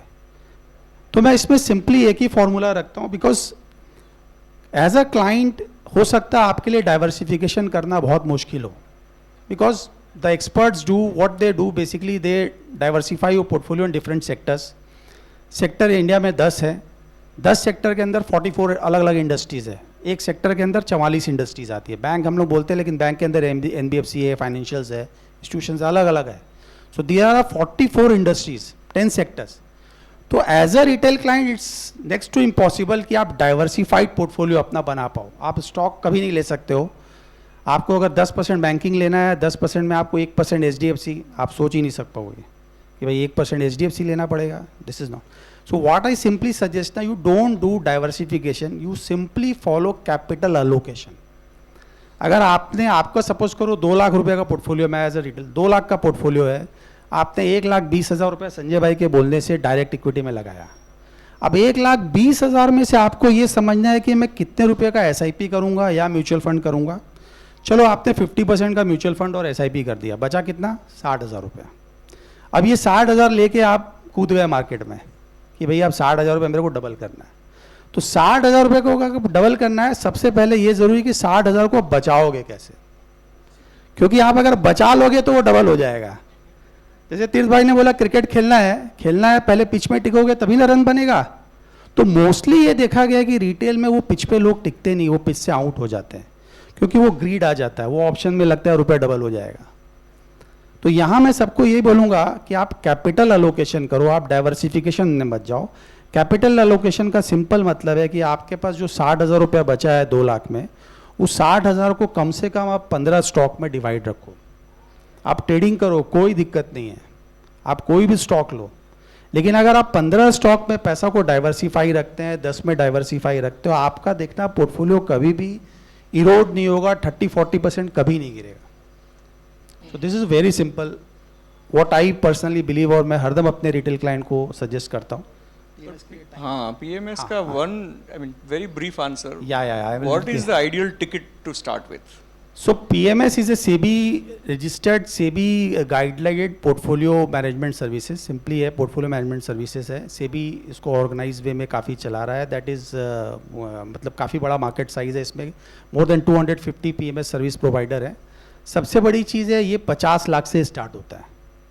सो 50 लाख रुपए का पहले 5 लाख था, फिर 25 लाख, फिर मतलब सेबी चाहता है कि जो इन्फॉर्म्ड इन्वेस्टर हैं, जिनका एक लॉन्ग टर्म इन्वेस्टमेंट का होराइजन है, जहाँ पे लोग समझते हैं कि जो इक्विटी है उसका रिटर्न बेंचमार्क के आसपास, इंडेक्स के आसपास 14-15% जिनको चाहिए, थोड़ा हायर चाहिए, जो रिस्क अवर्स वाले लोग हैं, ये एक्चुअली उनके लिए बनाया गया पोर्टफोलियो है. जहाँ पे आप 50 लाख रुपया किसी फंड मैनेजर को, किसी एसेट मैनेजमेंट कंपनी को दे रहे हैं, वो उस पैसे को अलग अलग सेक्टर्स में, अलग अलग इंडस्ट्रीज़ में डाइवर्सिफाई करता है. उसका बेसिकली काम ये है कि वो वैसे स्टॉक्स ले जो उसको आगे जाके बिजनेस मॉडल अच्छा लग रहा है. एक डाइवर्सिफिकेशन का रूल है वहाँ पे. और आप एक्सपेक्ट कर सकते हैं कि जो आपका रिटर्न है वो जो इंडेक्स का रिटर्न होगा उससे थोड़ा ज़्यादा रहेगा. बाज़ार अगर मान लीजिए 10% गिरता है तो हो सकता है बाज़ार से कम गिरे. और नॉर्मली इसका जो फी स्ट्रक्चर है वो लगभग 2% के आसपास आता है. So this is a very short summary of PMS. Thank you. Now I will go to Mihir Bhai. So again, you know, from your wisdom, insight to the audience, you know, how much insurance is adequate? It's a very tough one, but you know, if you break the audience in only two parts, below 40 and above 40, how would you, you know, briefly advise the people about the insurance cover they should have? આપણો અત્યારે problem જ એ છે કે asset allocation આપણે કોઈ સમજી નથી શકતું, ચાહે એ ઇન્સ્યોરન્સ હોય કે ઇક્વિટી હોય. આજે આપણે કોઈને બી પૂછીએ કે રિટર્ન કેટલું જોઈએ છે, એટલે દરેક જણ એક જ કહેશે કે મારે 12% 15%. અહીંયા જેટલા બી બેઠેલા છે એ બધાને ઇક્વિટીમાં જ જવું છે, કોઈને ઇન્સ્યોરન્સ કે 4-5%માં નથી જવું. પણ જેમ અંકુશભાઈએ કીધું કે કોવિડ આવ્યો કે અદાણી સીન થયો, હવે આવો કોઈ સીન આવે તો તમારું જે એલોકેશન ચાહે ઇક્વિટીમાં હોય કે બીજા કોઈ બી ઇન્સ્ટ્રુમેન્ટમાં હોય, એમાં તમારી શું તૈયારી છે ઇન્વેસ્ટમેન્ટ કરતાં પહેલાં. ઇન્સ્યોરન્સની હું વાત કરું તો ઇન્સ્યોરન્સની અંદર અગેન જે નોર્મલી આટલા વર્ષોથી આપણે હ્યુમન લાઈફ વેલ્યુનું કેલ્ક્યુલેશન કરતા આવીએ છીએ, particular I am talking about only insurance, pure insurance, એ તમારે ઇવેલ્યુએટ કરવું પડે કે તમારે હકીકતમાં કેટલો ઇન્સ્યોરન્સ જરૂરી છે, તમારી શું લાયબિલિટી છે, ફ્યુચર શું તમારો ફેમિલી માટેનું છે, તમારી અર્નિંગ શું છે, એ કેલ્ક્યુલેશન કરી અને તમે એ પ્રમાણે તમારે ઇન્સ્યોરન્સની વેલ્યુ લેવી પડે. અગેન આના માટે તમારે તમારું કોઈ એડવાઇઝર કે જે જોઈએ કે જે તમને હેલ્પ કરી શકે આ બધાની અંદર. અધરવાઇઝ એ જ વસ્તુ થાય કે આપણે ઇક્વિટીમાં કદાચ વધારે ઇન્વેસ્ટ થઈ ગયું છે ઓર ઇન્સ્યોરન્સ વધારે લેવાઈ ગયો છે, પણ આપણો અલ્ટિમેટ જે ગોલ છે એ અચીવ નથી થઈ શકતો. Thank you very much. So there is no one formula. I think all Bhavik Bhai Mahir Bhai is saying is that it's a scientific calculation. એટલે એને તમે આઇસોલેશનમાં ના ડિસાઇડ કરો. Sometimes you no little bit of advice can actually make a huge difference. So insurance is much more complicated than it used to be. અને you know, if done smartly, limited premium માં ઘણી બધી વધારે coverage મળી શકતી હોય છે. એટલે I think my take from this response is that advice is better than independently taken decision. Last question from my side goes to Bhavik Bhai. You know, હું ઘણા બધા લોકો જોડે ડિસ્કશન કરતો, young, old, middle aged, even students in teens sometimes. You know, એસઆઈપીને હવે લગભગ home લોનના EMI જેટલું સ્ટેટસ મળી ગયું છે. એટલે જેવી માણસને હોમ લોન પૂરી થાય એટલે એક એસઆઈપી તરફનું કમિટમેન્ટ આવતું હોય છે અથવા વધી જતું હોય છે. અને જેમ હોમ લોનનું EMI નોટ નેગોશિયેબલ છે, એમ એસઆઈપી પણ નોટ નેગોશિયેબલ છે. તો કેટલા ટકા યંગ માણસ, એટલે બિલો 40 હોય માણસ, તો કેટલા ટકા આવક એસઆઈપીમાં લગાવી દેવી જોઈએ? You know, what is neither aggressive nor defensive? You know, જેમ આપણે ફોર્મ્યુલા આપી 100 માઇનસ એજ, એવી કંઈક બોલપાર્ક ફોર્મ્યુલા ખરી? એસઆઈપી માટે તો એકચ્યુઅલી ફોર્મ્યુલા કરતાં તમારું ડિસિપ્લિન બહુ ઇમ્પોર્ટન્ટ છે. બિલો 40 હોય કે અબોવ 40 હોય, એક એસઆઈપી કરતી વખતે એક ધ્યાનમાં રાખવા જેવી વસ્તુ છે કે તમારું રિસ્ક પ્રોફાઇલિંગ. તમારું રિસ્ક પ્રોફાઇલિંગ કઈ રીતે છે એ પ્રમાણે તમે એસઆઈપી સિલેક્ટ કરી શકો છો. અને બીજી એક ઇમ્પોર્ટન્ટ વસ્તુ છે એસઆઈપીને લઈને કે જે તમે ગોલ અટેચ કરવાનું. મેજોરિટી અત્યારે પ્રોબ્લેમ એ આવી રહ્યા છે કે ઇન્વેસ્ટર સ્ટાર્ટ કરે છે એસઆઈપી, પણ એ સમહાવ ક્યાંક ને ક્યાંક એ ડ્રોપ કરી દે છે SIP in middle of something. Suppose કે મેં મારા ચાઇલ્ડ માટે 10 યર્સના હોરાઇઝોનમાં એસઆઈપી કરી, તો એ 10 યર્સ સુધી કન્ટિન્યુ રહેવી જોઈએ. ઘણા બધા અમને એઝ એ એડવાઇઝર ક્લાયન્ટ પૂછવા આવે કે આ જે ઇન્વેસ્ટમેન્ટ તમે એસઆઈપી સજેસ્ટ કરો છો અને એમાં તમે 5 યર્સનું ને 10 યર્સનું રિટર્ન જે પબ્લિશ છે એ એકચ્યુઅલી મળી શકે છે? તો અમે કહીએ છીએ કે હા, મળી શકે છે, પણ એક જ કન્ડિશન છે એમાં કે એટલા વર્ષ સુધી તમારે એમાં ઇન્વેસ્ટેડ રહેવું પડે અને વિથ અ ડિસિપ્લિન વે. આમાં ઘણી બધી વસ્તુ એવું છે કે ડિસિપ્લિન ઇન્વેસ્ટમેન્ટ કોઈ પણ હશે, જો તમે ડિસિપ્લિન નહીં રાખો ઇન્વેસ્ટમેન્ટમાં તો સમહાવ તમે જે ગોલ અટેચ કર્યો છે એટલે તમે જે ગોલ રાખ્યો છે તમારા રિટર્નનો સમહાવ તમે ક્યાંક ને ક્યાંક ડ્રોપ કરી શકો છો. એટલે મેજરલી એવું કહીશ કે બિલો 40 હોય તો પણ અને કોઈને કોઈ ગોલ અટેચ કરશો ને તો it would be easier for you કે એ ગોલ સુધી તમે એની સાથે ઇન્વેસ્ટેડ રહી શકશો. બીજું એક એ છે કે વેલ્થ ક્રિએશન થ્રુ એસઆઈપીસ. એસઆઈપીથી વેલ્થ ક્રિએશન પણ થઈ શકે છે, એના ઘણા બધા રસ્તા પણ છે, જેમાં ટોપઅપ એસઆઈપી એક ઘણો સારો વે છે કે તમે આજે 1000થી એસઆઈપી સ્ટાર્ટ કરી તો એવરી યર તમે 10%નું ટોપઅપ કરાવો એટલે નેક્સ્ટ યર 1100, એના નેક્સ્ટ યર અગેન એડ 10%, એના next year again add 10%. That will really help you, તમને ઘણું બધું મદદ કરશે વેલ્થ ક્રિએશનમાં ઇન એ લોંગર રન. એટલે આ બેઝિકલી એ છે કે એસઆઈપી તમે કોઈના માટે નહીં, તમારા માટે લોંગ ટર્મ માટે કરો અને એ ગોલ અટેચ કરીને કરો. Thank you very much. સંજયભાઈ, મે બી લાસ્ટ. જેમ એમણે ગોલ બેઝ એસઆઈપીની વાત કરી એવું જ એક ઇક્વિટીમાં મારો એક્સપિરિયન્સ શેર કરવા માગું છું કે જ્યારે પણ બજાર સારી હોય, માર્કેટ ઓવરઓલ તેજીમાં હોય ત્યારે જનરલી પબ્લિકનો એક સવાલ આવતો હોય છે કે શું કરવું. પછી જ્યારે અત્યારની સિચ્યુએશન જેવું આવે, થોડુંક ડાઉનફોલ આવે ને એટલે જે પ્રશ્ન આવે ને કે હવે શું કરવું એ ફરી જાય છે. તો આ હવે શું કરવાનો જવાબ જ્યારે તમારે શું કરવું હતું ને ત્યારે ડિસાઇડ થઈ જવો જોઈએ આઈડિયલી કે ભાઈ આમાં ક્યારે એન્ટ્રી લીધી છે, ક્યારે એક્ઝિટ કરશું અને ક્યારે ઉપર કે નીચે. તો આ ક્વેશ્ચન એક ઇમ્પોર્ટન્ટ છે કે એન્ટ્રી કરતી વખતે જ બધું ડિસાઇડ કરી લો, પછી તમે એનું શું કરવું એ સવાલ ન પૂછવો પડે. સોરી, બીજું એક જસ્ટ નાની વસ્તુ એડ કરીશ કે એવરીડે માર્કેટ જોવું એ લોંગ ટર્મ ઇન્વેસ્ટર્સ માટે સારું નથી. બરાબર, તમે જે વસ્તુ, તમે જે ગોલ ને તમે જે પર્પઝ માટે ઇન્વેસ્ટમેન્ટ કર્યું છે, આમાં કેવું છે સાયકોલોજી છે. તમે એવરીડે એકને એક વસ્તુ જુઓ ને, હમણાં તમને યુપીના ન્યૂઝ એટલે એવરીડે તમને તમારા માઇન્ડમાં નહીં હોય તો એ જ દેખાશે. એટલે એવરીડે તમે માર્કેટ જોશો ને જ્યારે ડાઉનફોલ હશે ને ત્યારે તમને એવું જ લાગશે કે મારા શેર ડાઉન ગયા. પણ તમે કયા પર્પઝ માટે ને કયા હોરાઇઝોન માટે ઇન્વેસ્ટ કર્યું છે એને જો સ્ટ્રિક રહેશો ને એ ડિસિપ્લિનમાં રહેશો તો ઓબ્વિયસલી તમે એને વેલ્થ ક્રિએશન કરી શકશો. Thank you.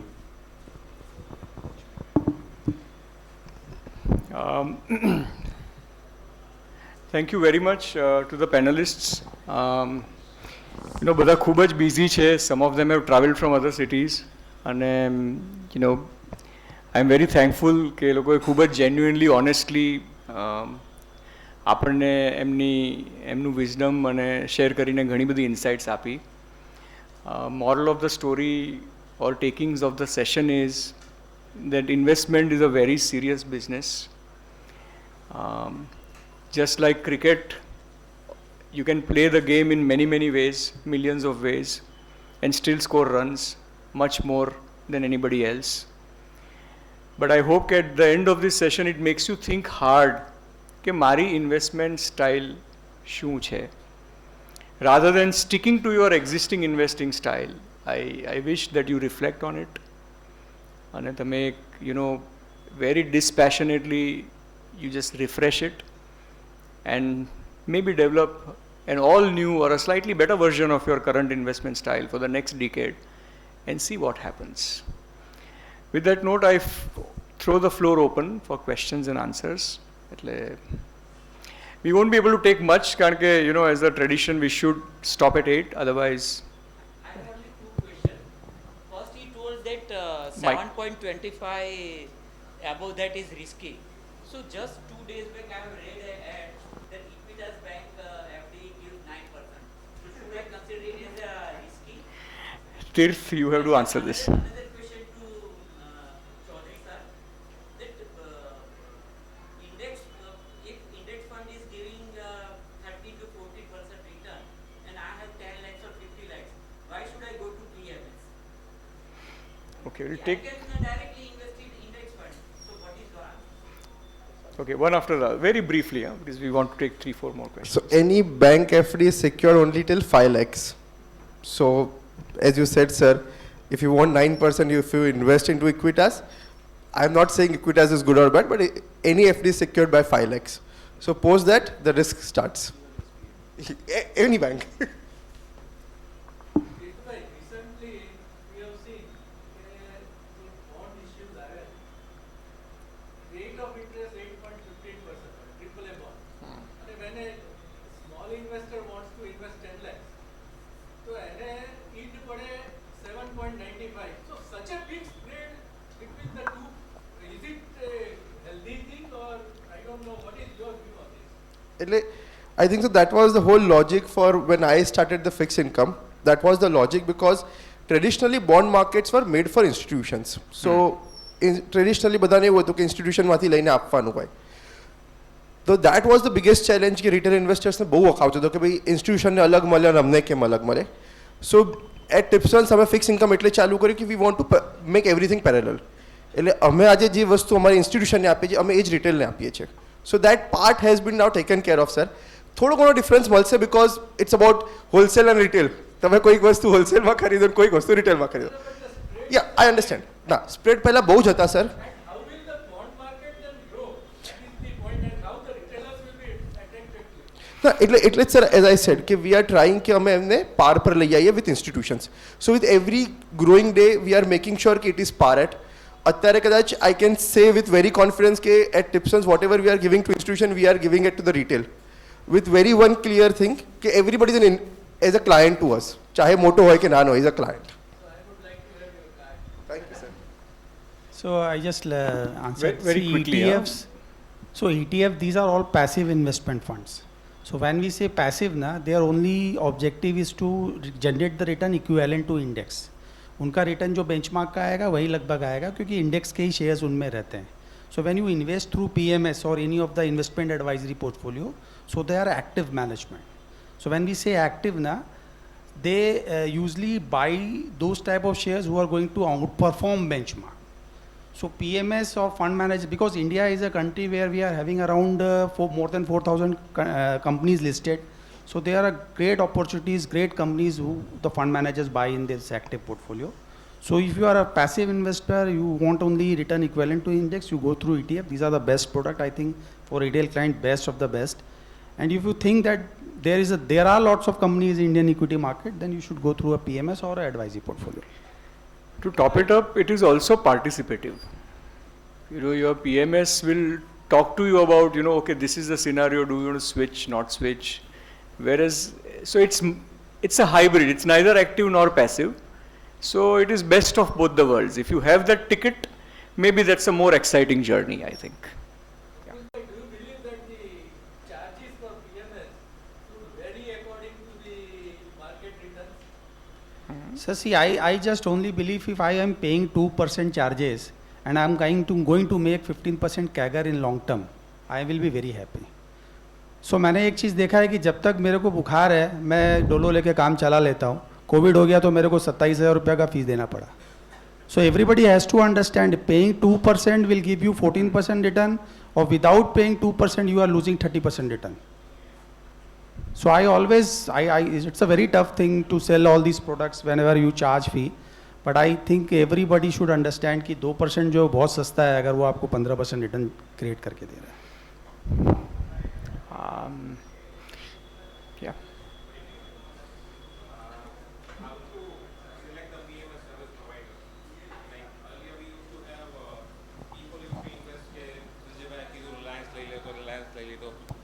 કોઈએ કીધું કે ઇન્ફોસિસ લઈ લો, ઇન્ફોસિસ લઈ લીધો. Now the people are informed that what equity they should buy. But when we opt for PMS service providers, then how do we go about it? I mean, how to opt for X, Y or Z service provider? So, see, first of all, PMS start from 50 lakh rupees. There is no single stock buying. So fund manager always buy a portfolio. He is not buying a single stock. He is not investing your rupees 50 lakh in a Reliance or in a particular stock. वहाँ पे हरदम diversification रहता है. Now how to select PMS? अगर आप अगर ये समझ जाते हो कि कौन सा portfolio, because most of the portfolios, the question is, how do I select a PMS partner?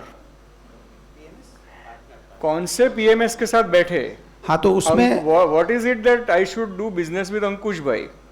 So what are the top 3 things one must look at in a portfolio management service advisor?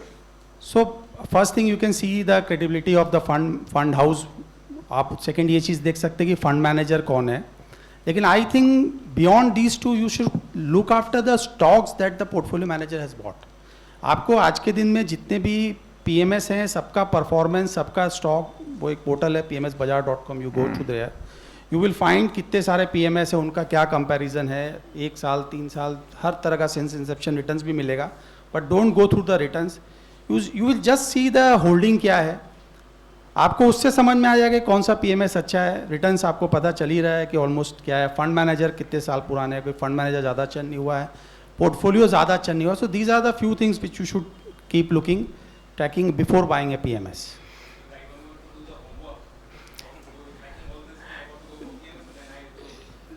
No, I'll tell you, see, if you see, because this is hard-earned money, the ticket is 5 million or more.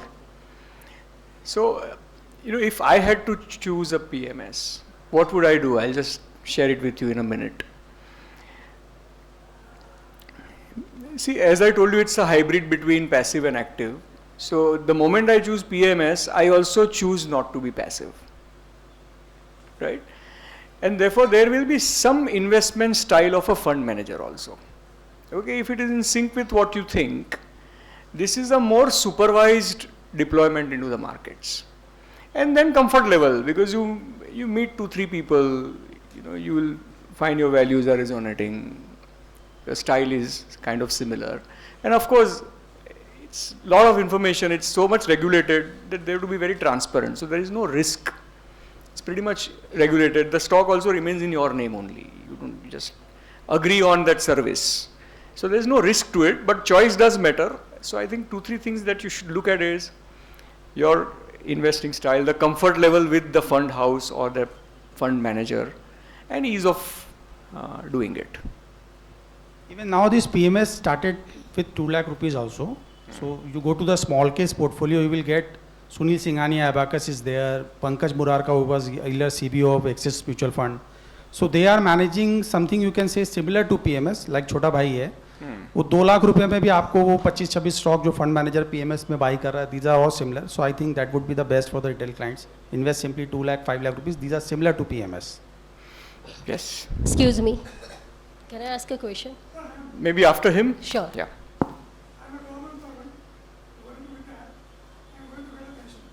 There are people who joined after 2004 and they are unfortunate because they are not got pension. The only difference people are finding between the pension and the non-pension thing is pension is linked to inflation because you get regular DER or DA, whatever you call it. Yeah. In spite of all our whatever we are talking, why is there no fund or no instrument which is linked to inflation and a guaranteed inflation plus some percentage of return they are able to give?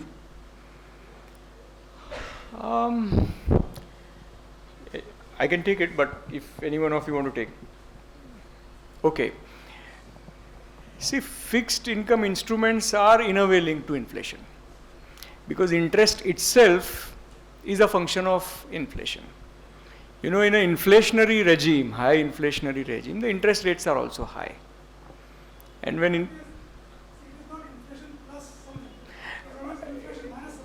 you want to take it? Yeah.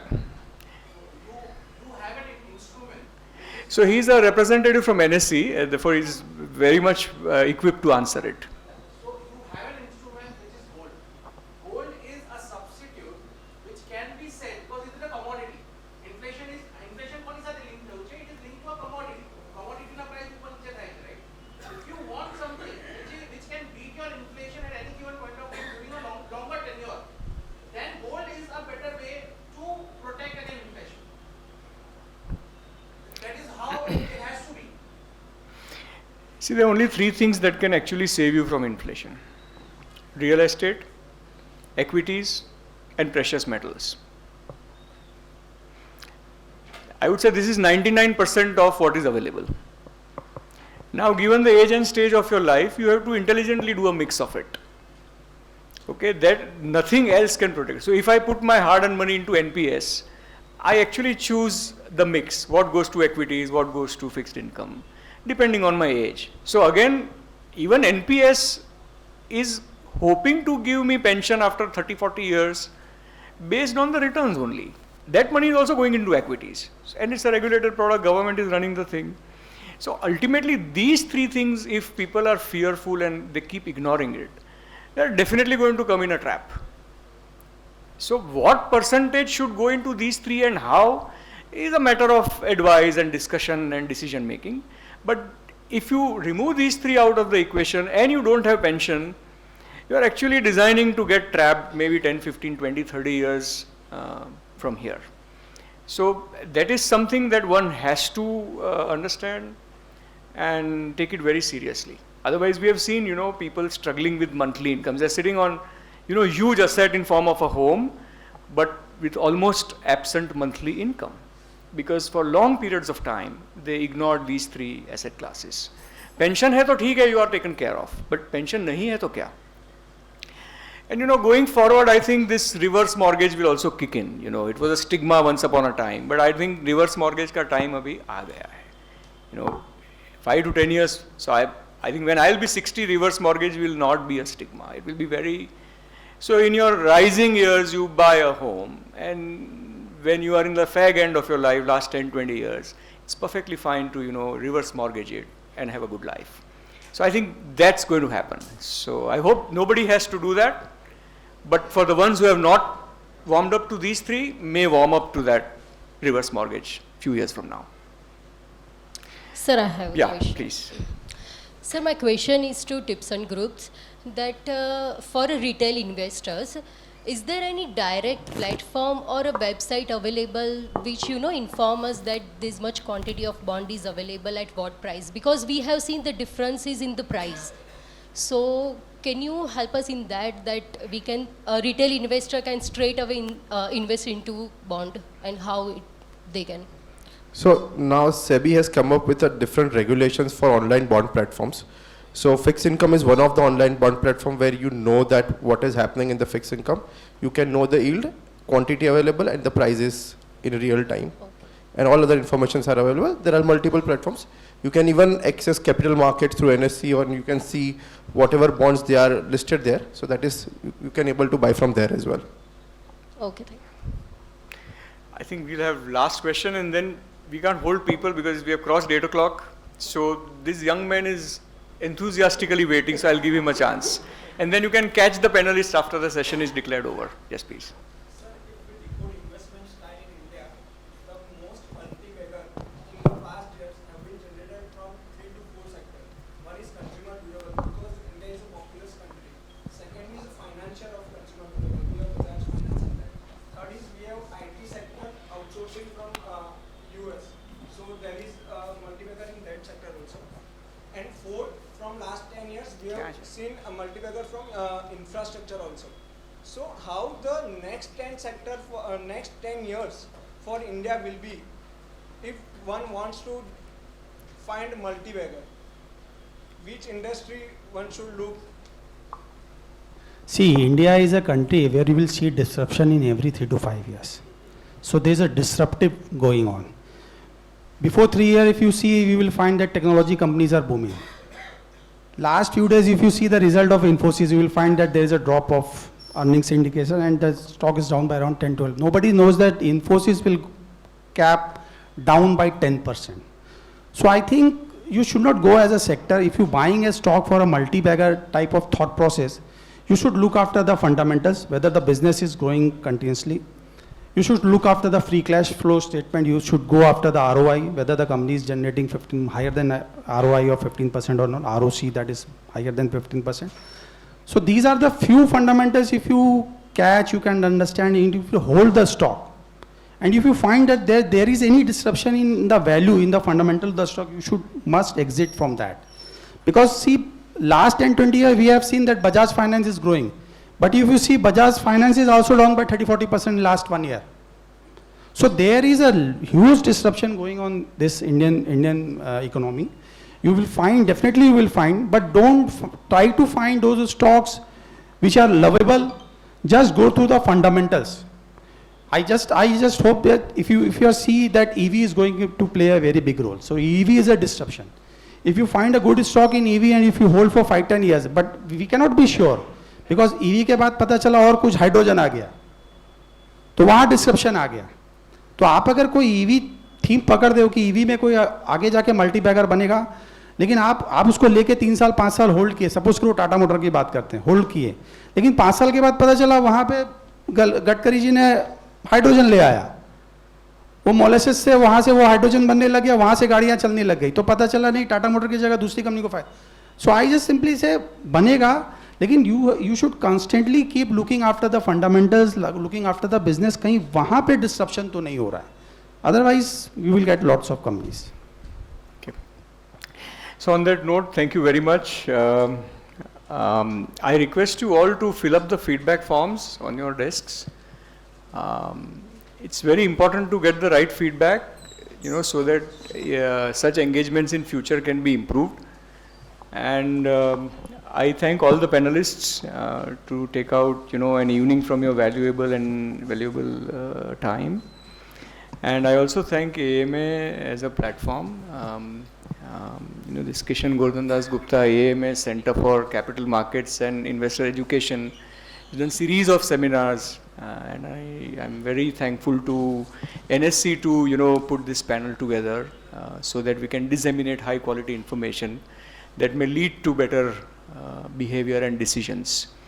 And biggest thank you is to the audience. Without you, this engagement wouldn't have been possible. So keep coming, and we always look forward to having you along with your friends and associates. Thank you very much.